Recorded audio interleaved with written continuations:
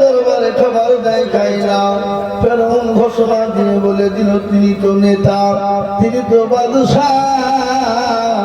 তিনি যখন অর্ডার দিয়ে দিলেন, ও মিশরের নারীরা, আমার সন্তানকে যে তোমরা বুকের দুধ পান করাতে পারবে, রাজত্বর মধ্যে তুমি যা চাইবে তাই পেয়ে যাবে। পয়সার লোভ আছে না নাই? কথা বলেন, সম্পদের লোভ নাই?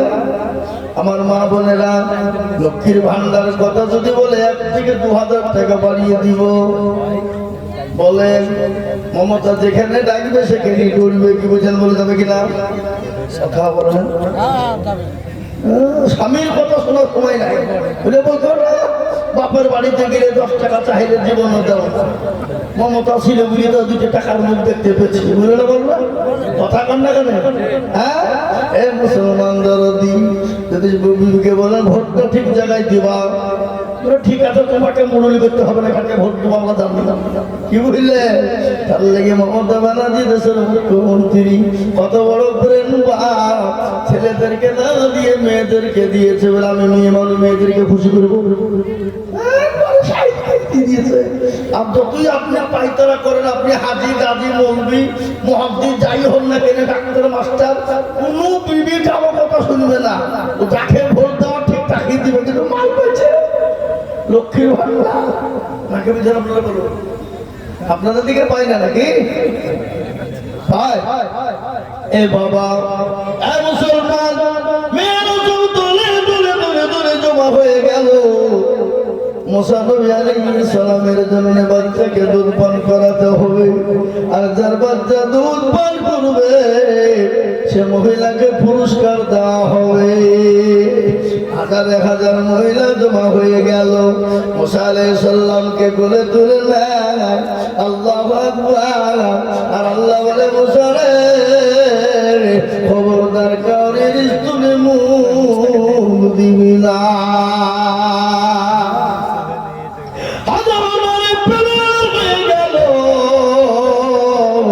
কেউ যখন মুখ দেওয়াইতে পারল না, ফেরাউন অর্ডার দিয়ে বলল, হাগো, এতগুলো মেয়ে মহিলা দেখতে কেউ আমার ছেলেকে দুধ পান করাইতে পারলে না, কেউ না। বলে ছেলের যদি ক্ষতি হয় মারা যা, কিন্তু তোমাদের একজন মহিলাকে বাঁচিয়ে রাখবো না।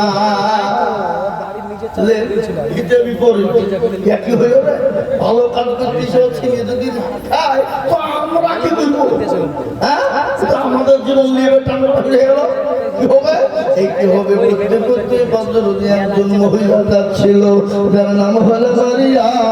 বলে, এখানে এতগুলো মেয়ে মানুষ জমা, কি হইলো? কেউ মারা গেল নাকি? বলে, বলবে কেউ মারা যায়নি। বলে, কি হয়েছে বল? বলে, বোন কি হয়েছে বল? বলে, এই বাড়িতে বাচ্চার একটা বাচ্চা হয়েছে, এতগুলা মহিলা জমা হয়েছে, এই কারণে ওই বাচ্চাকে যে দুধ পান করাইতে পারবে, তাকে যা চাইবে তাকে তাই দেওয়া হবে, কিন্তু বাচ্চা তো কোনো রকম দুধ খাই না। বলে, তাই নাকি? বলে, হ্যাঁ। ওই কোথায় বাচ্চা, ওই রকম বাচ্চাটা খেয়ে এ দেখছে অন্য কেউ না, তার কলিজার টুকরা দরদের ভাই। ভালো বলবেন। মুসা আলাইহিস সালামকে দেখে তার মন তো কিছুই বলতে পারে না। কৌশল খাটিয়ে বললো, গো মেয়েরা শোনো, কারো দুধ পান করে নাই তো বলে নাও। বলে, এমন একজন নরম মহিলা, এমন একজন ভদ্র মহিলা, এমন একজন পর্দাশীলা মহিলা, এমন একজন মহিলা আছে, সে ছেলে যতই কঠিন হোক না কেন তার দুধ সে পান করবেই। বলে, তাই নাকি? আমাদের জানটা ভিক্ষা দে, আমাদের জীবনটা বাঁচা, জীবন যদি শেষ হয়ে যায় করে না। ঠিক না? ঠিক কথা বল না কেন? মা বড় দরদের জিনিস, বড় মায়ার জিনিস। মা কি জিনিস আপনারা জানেন? পৃথিবীর জমিনে আপনাকে কেউ যদি বেশি ভালোবাসে সেটা হলো আপনার মা, সেটা হলো আপনার মা, সেটা হলো আপনার মা, আর তারপরে সেটা হলো আপনার বাপ। বিশ্ব নবী দরবারে একজন সাহাবী এসে বলে, নবী গো, আমি খিদমত করবো কার? বলে তোমার মায়ের। আবার বলে ইয়া রাসূলুল্লাহ, আমি খিদমত করবো কার? বলে তোমার মায়ের। বলে ইয়া রাসূলুল্লাহ, আমি খিদমত করবো কার? বলে তোমার মায়ের। এই একবার দুবার তিনবার হয়ে গেল, চারবারের বেলায় বলা হলো খিদমত করবে কার? বলে তোমার মায়ের। এই কথা বাবা বলুন তো, মায়ের কয় ভাগ? তিন, আর বাপের এক ভাগ। এ মুসলমান, আজকে মাকে ছেলেরা দেখতে পারে না, বিয়ে করলে বইয়ের কারণে মাকে বাড়ি থেকে বের করে দেয়, মাকে খেতে দেয় না, বাপকে খেতে দেয় না, মা বাপকে বাড়ি থেকে বের করে দেয়। এই মুসলমান, এই যুগে যাদের মা বাপ বেঁচে নাই তারা বড় হতভাগা। মা বাপের কত মূল্য, তাকে তো আপনার কাজ যেমন ছায়া দিতে না পারলো কাজ আছে, বাবা যেমন ইনকাম দিতে না পারলো, মা বাপ বেঁচে থাকলে মনে শান্তি আছে, আছে না? আছে না নাই? মুসলমান, খবরদার আমাকে গালি দিও না, আমাকে মেরো না, বাড়ি থেকে বের করে দিও না। আল্লাহর কোরআন বলে ওয়াকুল্লাহুমা কাওলান কারীমা। তোমার মা বাপকে মারা তো দূরের কথা, মা বাপের সামনে জোরে চিনিয়ে কথা বলো না। এ মুসলমান গো, মা বড় দরদের জিনিস। আজকে তোমাকে আমাকে দুনিয়ার জমিনে আনতে গিয়ে মা রাত্রিতে ঘুমাইতে পারে না, মা খেতে পারে না।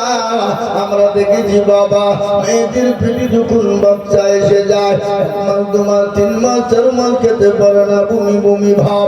এ মুসলমান, শুয়ে থাকতে পারে না, বসে থাকতে পারে না, খেতে গিয়ে খেতে পারে না। সেই মাকে যারা গালি দেয়, সেই মাকে যারা বাড়ি থেকে বের করে দেয়, যে মাকে তারা দেখতে পারে না, তাদের মতো কত বাঘা কুলাঙ্গার সন্তান জমিনে বেঁচে না থাকাই ভালো। সন্তান যখন পেটে রাতে দেয়, মা শুয়ে থাকতে পারে না, ঝাল দিতে পারে না। মা যখন খেতে বসে, পেটে সন্তানের তো জোরে লাথি মারে, দেওয়ালের সঙ্গে মা দাঁড়িয়ে গিয়ে আল্লাহ আমাকে বাঁচাও, আমি আর মনোভাব আমি বাঁচবো না। এই করতে করতে 9টা মাস যখন কেটে যায়, মায়ের কাছে 9টা মাস 9 বছর নয়, 9টা মাস মানে তার মায়ের কাছে 90 বছরের কষ্ট। ওই মা যখন সন্তান ভূমিষ্ঠ হতে চলে যায়, মায়ের যখন প্রসব বেদনার টাইম হয়ে যায়, মা তার স্বামীকে ডেকে বলে, স্বামী গো, আমি আপনার সঙ্গে যদি কোনো রকম বেয়াদবি করে আপনি ক্ষমা করবেন, মাফ করে দিবেন। শ্বশুর শাশুড়ির কাছে ক্ষমা চায়, পাড়া প্রতিবেশীর কাছে ক্ষমা চায়। কেন বাচ্চা জন্ম নেওয়া ওটা দ্বিতীয় জন্ম তোর না রে বাবা। কত মেয়ে বাচ্চা জন্ম দিতে নিয়ে মারা যায়, কত মেয়ে সিজার করতে গিয়ে মারা যায়, কত মেয়ে নরমাল ডেলিভারি করতে গিয়ে মারা যায়। সেই দিন আমি একটা দেখলাম রে বাবা, এই তো আমাদের ডোমকুলে সেদিন আমার ছিলাম আমি বাবা, একটা মেয়ে মারা গেল, মেয়ে মারা গেল, কিন্তু তার মারাত্মক দেখলাম বাপের কি গন্ধ। মা বলে, আল্লাহ তুমি আমাকে একটা মেয়ে দিয়েছিলে, আমি আদর করে যত্ন করে বড় করে বিবাহ দিলাম। আল্লাহ, বাচ্চা হতে গিয়ে আমার মেয়েটাও চলে গেল, লাঠিটাও চলে গেল। আল্লাহ, তুমি যদি আমাকে একটাও দিতে যে কোনো, তো আমি সবুর করে থাকতে পারতাম। আমি কি করে থাকবো আল্লাহ? কিন্তু শুনলেন তোমার বাচ্চা হতে গিয়ে মারা যায়, আল্লাহ নবী বিশ্ব নবী বলেছেন ওই মেয়ে বেশন শহীদি মর্যাদা পাবে, ওই মেয়ে আল্লাহর বেশন জান্নাতের দরজায় তিনি ঢুকে যাবে। মা বড় দরদের যিনি রে বাবা, আল্লাহু আকবার শুনলেন। ওই মা যখন অপারেশন থিয়েটারে চলে যায়, বিজ্ঞানিকরা বলে ও মুসলমান, মায়ের বুকের পেটের ভিতরে জীবনের ভিতরে এমন একটা কলিজা আছে। ও মুসলমান, ওই সন্তান যখন ভূমিষ্ঠ হওয়ার সময় হয়, ওই বিজ্ঞানীরা বলে মায়ের কলিজার সন্তান এত জোরে লাথি দেয়, এত জোরে লাথি দেয়, ওই লাথিটা যদি কোনো পুরুষকে মারা হতো, ওই কোনো পুরুষের কলিজায় মারা হতো, ওই পুরুষ সঙ্গে সঙ্গে কলিজা ফেটে মারা যেত। মায়ের কলিজাতে সন্তান যখন লাথি দেয়, রক্তের ভূমিকানি ছুটে যায়, কেজি কেজি তাজা তাজা তাজা তাজা রক্ত ঝরে যায়। ও মুসলমান, বিজ্ঞানিকরা বলে ওরকম রক্ত যদি কোনো পুরুষের শরীর থেকে সরে যায়, অনেক পুরুষ রক্ত শর্ট হয়ে মারা যেতে পারে। এ মুসলমান গো, তারপরে যখন সন্তান ভূমিষ্ঠ হয়ে গেল, মা 1 মাস 2 মাস 3 মাস সন্তান বড় হওয়া না পর্যন্ত মা রাত্রি জেগে থেকে মা ঘুমাইতে পারে না। কেন? আমার বিবি 1.5 মাস হলো বাচ্চা হয়েছে, 1.5 মাস। আমি তো জলসা করে রাতে বাড়ি যাই, রাত্রি 12টা 1টা 2টো 3টে পর্যন্ত আমি বাড়ি ঢুকি। বাড়িতে গিয়ে দেখছি ছেলেকে কোলে করে নিয়ে আদর করে, ছেলেকে কোলে করে নিয়ে রাত্রি 12টা 1টা 2টোর সময় আদর করে। ছেলে ঘুমায় না, মা ঘুমায় না, ছেলে কাঁদে, মা তাড়াতাড়ি কোলে তুলে নিয়ে বুকের দুধ পান করা। আমি রাত্রি 12টা 1টা 2টোর সময় যখন বাড়ি যাই, আমি বাড়িতে গিয়ে ডাক দিয়ে বলি, অমুকের মা খোলো। বলে হাসতেছি, দরজা খুলছি। বলে এখনো ঘুমাও না? বলে কি করে ঘুমাবো, আমার কলিজার সন্তান তো এখনো ঘুমায় না। মায়ের কষ্টের শেষ নাই। বাচ্চা মা থেকে নিয়ে, ও মুসলমান, বাচ্চা মানুষ না হওয়া পর্যন্ত মায়ের শরীরে শান্তি নাই। ওই মাকে যারা গালি দেয়, যারা মাকে মারে, যারা মাকে বাড়ি থেকে বের করে দেয়, তাদের মতো আপনার কোরআনগার সন্তান এ জমিনের উপর থাকতে পারে না। তাই মুসলমান দরদি আমার ভাইয়েরা, আল্লাহ ওয়ালা দিন ওয়ালা ইমান ওয়ালারা, মা কত দরদের জিনিস আর একটু আপনাদের শুনিয়ে দিই। আল্লাহ নবী বিশ্ব নবী বলেছেন, মেয়েদেরকে মায়েকে মাকে মেরো না। কেন জানো? মা বড় আদরের জিনিস। মা যদি একটা বার তোমার জন্য বদুয়া করে দেয়, তুমি তো জাহান্নামে চলে যাবে। তুমি যতই নামাজ পড়ো, রোজা করো, কলমা পড়ো, জিকির করো, তাসবিহ করো, মাকে যদি গালি দাও, মাকে যদি তুমি মারো, তোমার জন্য জাহান্নামটা ওয়াজিব হয়ে যাবে।